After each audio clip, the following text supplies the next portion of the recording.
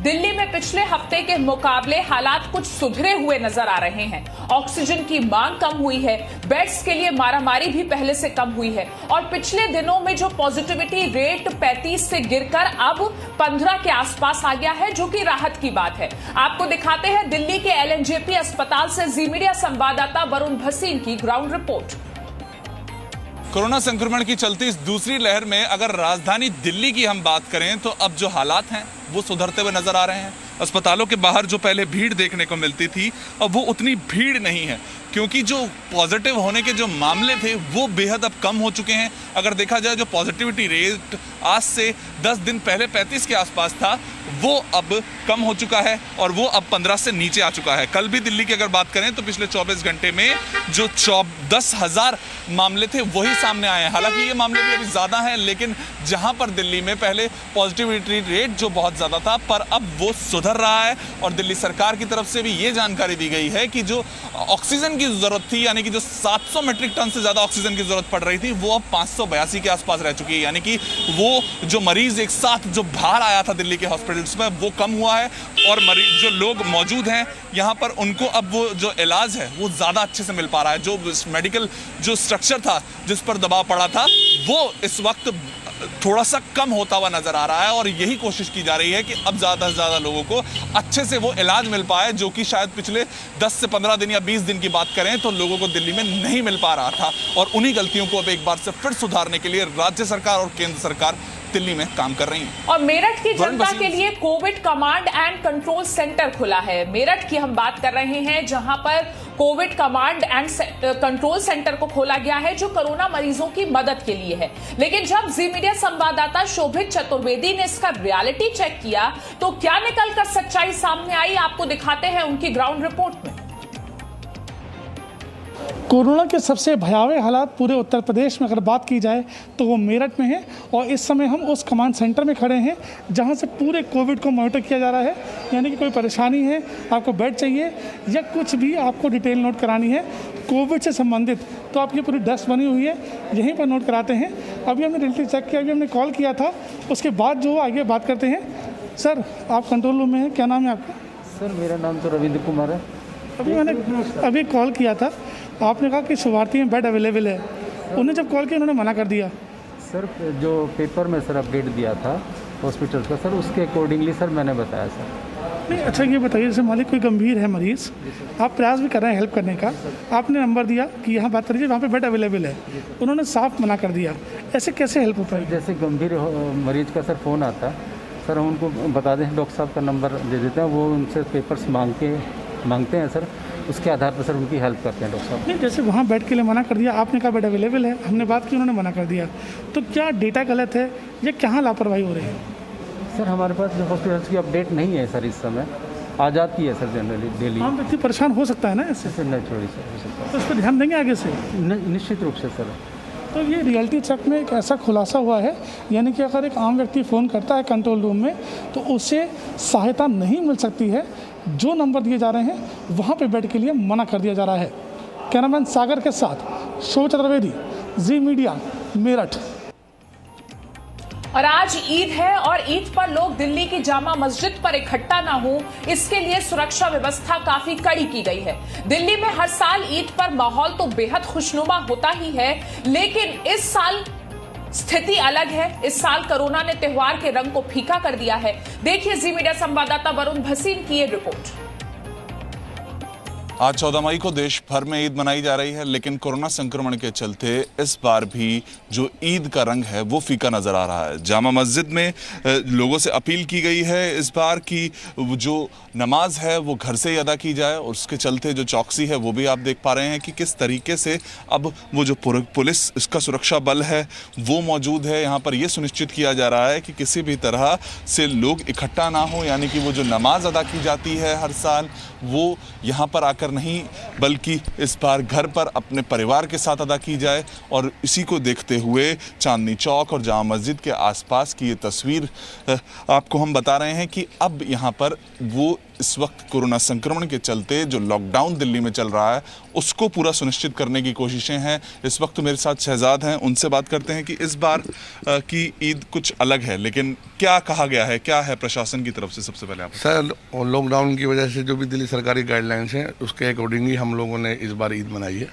और ईद क्या मनाई सर, इस बार सिर्फ हम लोगों ने ईद की नमाज अदा की है, क्योंकि इस बार जितनी मौतें हुई हैं उसके को देखते हुए तमाम लोग गमज़दा हैं।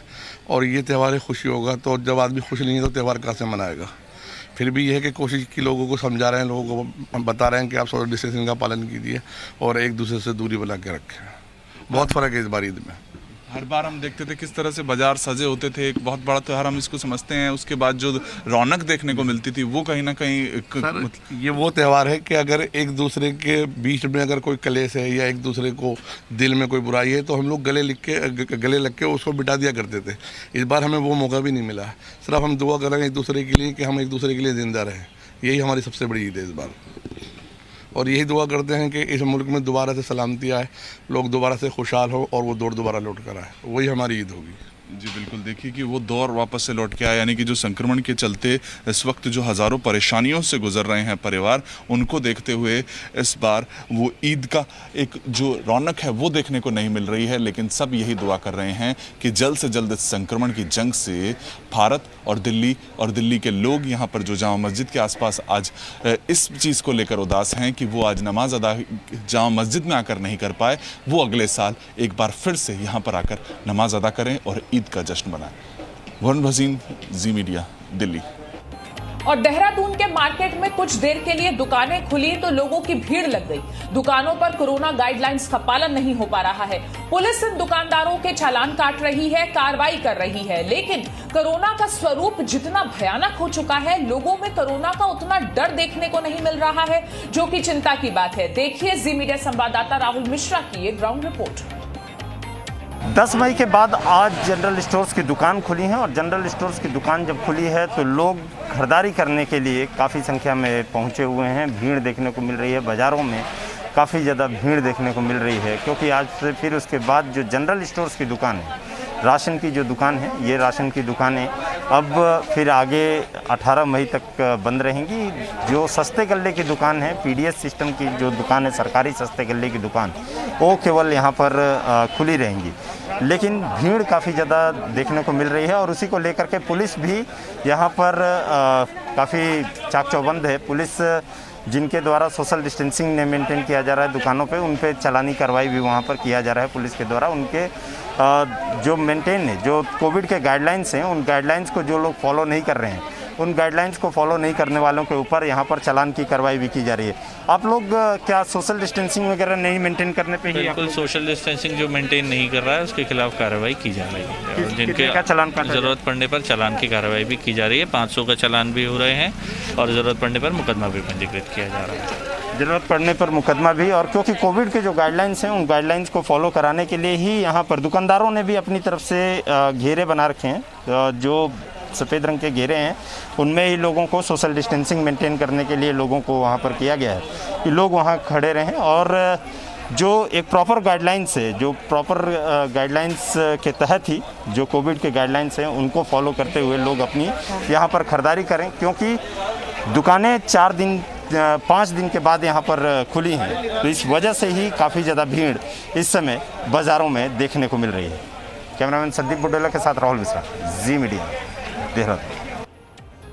और देहरादून के किसी एक मार्केट का हाल खराब है ऐसा नहीं है, देहरादून के ही एक दूसरे मार्केट से भी हमने ग्राउंड रिपोर्ट तैयार करवाई है। देखिए, 10 तारीख के बाद आज दुकानें खुली हैं, जनरल स्टोर्स की दुकानें खुली हैं और इसको देख करके ही भीड़ काफ़ी ज़्यादा देखने को मिल रही है। लोग काफ़ी ज़्यादा बाज़ारों में पहुँचे हैं, सामान को खरीदने के लिए यहाँ पर पहुँचे हुए हैं। और जो क्योंकि 10 तारीख से ये दुकानें बंद थी, तो ज़रूरतमंद की चीज़ों को निकलने के लिए लोग खरीदारी करने के लिए निकले हैं। लेकिन जिस तरीके से संक्रमण का दर बढ़ रहा है, जिस तरीके से लगातार केसेस बढ़ रहे हैं, उसमें देखा जाए तो ये भीड़ कहीं सीधे तौर पे एक पूरी तरीके से यहाँ जो भीड़ देखने को मिल रही है ये कहीं प्रॉब्लम क्रिएट कर सकती है। और ये यहाँ पर काफ़ी ज़्यादा भीड़ बाज़ारों में आज देखने को मिली है, चाहे वो दुकानदार हों, चाहे जो, क्योंकि शॉपकीपर्स जो खरीदार करने वाले ये सब आए हैं अपनी खरीदारी करने के लिए।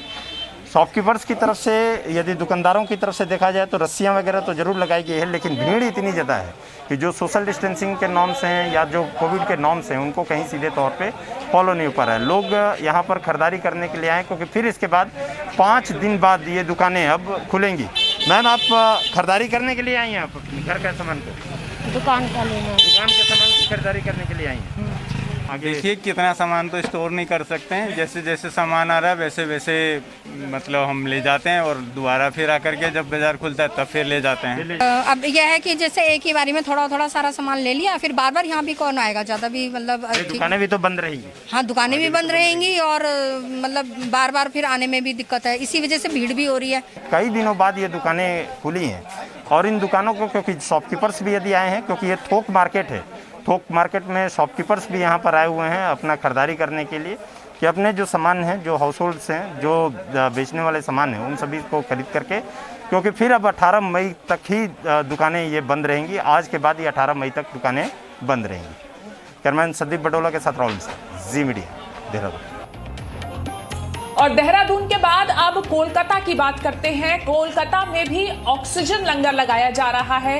कोलकाता के मरीजों के ऑक्सीजन संकट को दूर करने के लिए बेहाला गुरुद्वारे ने IHA फाउंडेशन के साथ मिलकर ऑक्सीजन लंगर शुरू किया है, जिसमें मरीजों को मुफ्त में ऑक्सीजन दी जा रही है। रिपोर्ट देखिए। कोरोना वायरस के दूसरे लहर के बीच जहां कईयों की जान जा चुकी है ऑक्सीजन नहीं मिलने की वजह से, वहीं कोलकाता में IHA फाउंडेशन और बेहाला गुरुद्वारा की ओर से एक नया इनिशिएटिव लिया गया है। ये इनिशिएटिव है फ्री ऑक्सीजन लंगर का। हम आपको दिखा रहे हैं, ये जो आप जगह देख रहे हैं ये बेहाला गुरुद्वारा के प्रेमाइसेस के अंदर है, जहां पर एक मेकशिफ्ट फैसिलिटी बनाई गई है। ये पर्दे के उस पार जो है एक ऑक्सीजन बैंक बनाया गया है और वहीं से जो है ऑक्सीजन के आउटलेट यहाँ पे दिए गए हैं। आप देखिए, यहाँ पे कोविड पेशेंट्स जो है वो ऑक्सीजन ले रहे हैं। फ्लो मीटर्स लगाए गए हैं। एक समय पर जो है 25 लोग आकर यहाँ से ऑक्सीजन ले सकते हैं। साथ ही यहाँ पर मेडिकल टीम भी है जो लगातार उनके सैचुरेशन लेवल्स को मॉनिटर भी कर रहे हैं और हाथ में आप देखिए ऑक्सीमीटर भी लगा हुआ है। साथ ही हम आपको तस्वीरों के माध्यम से दिखाते हैं, जहाँ एक तरफ यहाँ पे फ्लो मीटर्स लगे हुए हैं, फिक्स्ड लाइन लगी हुई है जो यहाँ पर बैठ कर ऑक्सीजन ले सकते हैं।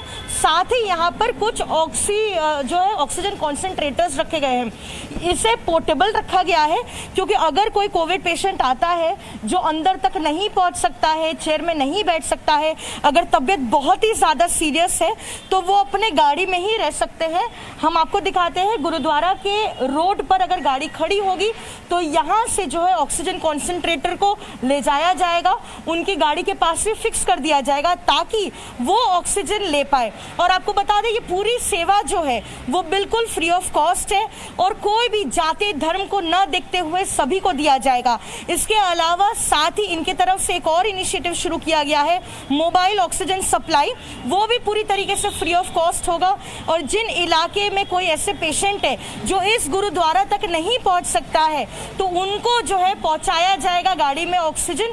वो अपने घर पर बैठकर जो है ऑक्सीजन ले सकते हैं, बाद में उसे दूसरे पेशेंट के पास जो है डाइवर्ट कर दिया जाएगा। लेकिन इस बेहाला गुरुद्वारा के ऑक्सीजन लंगर की हम आपको तस्वीरें दिखाते हैं। यहाँ पर मेडिकल टीम है, साथ ही जो है यहाँ पर आप देखेंगे सारी दवाइयाँ रखी गई है, क्योंकि जब यहाँ पे कोविड पेशेंट ऑक्सीजन ले रहे होंगे उनके पैरामीटर्स को लगातार मॉनिटर किया जाएगा, ज़रूरत पड़ने पर दवाइयाँ दी जाएगी और अगर तबीयत ज़्यादा खराब की अगर होती भी है तो इनकी तरफ से जो है बेड अरेंज करने की कोशिश की जाएगी राज्य सरकार की मदद से और हर मुमकिन कोशिश की जाएगी ताकि कोविड पेशेंट की मदद की जाए। कोलकाता से कैमरा पर्सन देवाशीष बॉटरबेल के साथ पूजा मेहता, जी मीडिया। और अब बात करते हैं झारखंड की। कोरोना संक्रमण पर ब्रेक लगाने के लिए झारखंड सरकार ने 18 साल से अधिक उम्र के लोगों के लिए वैक्सीनेशन शुरू कर दिया है। पहले दिन रांची जिले में 1000 लोगों को वैक्सीन दी जानी है। 18 वर्ष से 44 वर्ष तक के लिए वैक्सीनेशन की प्रक्रिया क्या है, रांची के एसडीएम ने हमसे इस बारे में बात की। आपको दिखाते हैं उनकी ये बातचीत। आज से 18 वर्ष से अधिक उम्र के लोगों के लिए वैक्सीनेशन की शुरुआत हो रही है। हमारे साथ एसडीएम रांची खुद मौजूद हैं। रांची में 10 जगहों पे वैक्सीनेशन होना है। सर, कुल मिलाकर आज अगर बात की जाए तो पहले दिन तो बड़ी संख्या में लोगों की चाहत होगी वैक्सीनेशन सेंटर पे पहुंचे। इसको लेके क्या कुछ कहेंगे और क्या तैयारी है? आज जैसे कि आप देख रहे हैं, रांची जिला प्रशासन द्वारा 10 जगह 18 से अधिक उम्र वाले लोगों के लिए टीकाकरण शुरू किया जा रहा है। आज सीएम सर आके खुद इनॉग्रेट करेंगे। एक मैसेज हम देना चाहेंगे पूरे रांची वासियों को कि थोड़ा धैर्य रखें।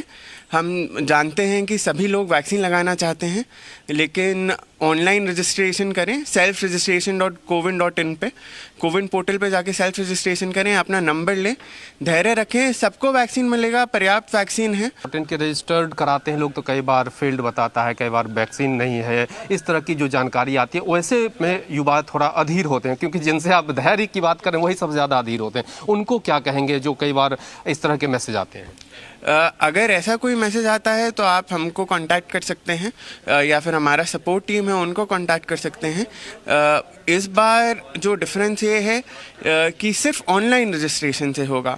पिछली बार 45+ में ऑफलाइन रजिस्ट्रेशन का भी एक सुविधा था कि आप आते थे वहीं पे ऑन स्पॉट रजिस्ट्रेशन कराते थे, लेकिन इस बार कोविन पोर्टल में ही एक रिस्ट्रिक्शन लगा हुआ है कि ऑनलाइन से ही होना है सब कुछ। तो बिल्कुल एटीआई सेंटर पे खुद एसडीएम साहब पहुंचे हैं पूरी तरह से मॉनिटरिंग करने। वैक्सीनेशन यहाँ पे 18 वर्ष से अधिक उम्र के लोगों को होना है और पूरी तरह से कहा जा सकता है कि लोग अपनी बारी का इंतजार करें। जब भी उनका नंबर आए वैक्सीनेशन जरूर कराएं। अपने सहयोगी कैमरा पर्सन संजय पांडे के साथ Kumar Chandan, Zee media, Ranchi. Presenting V News app available on Google Play and App Store. Download it now.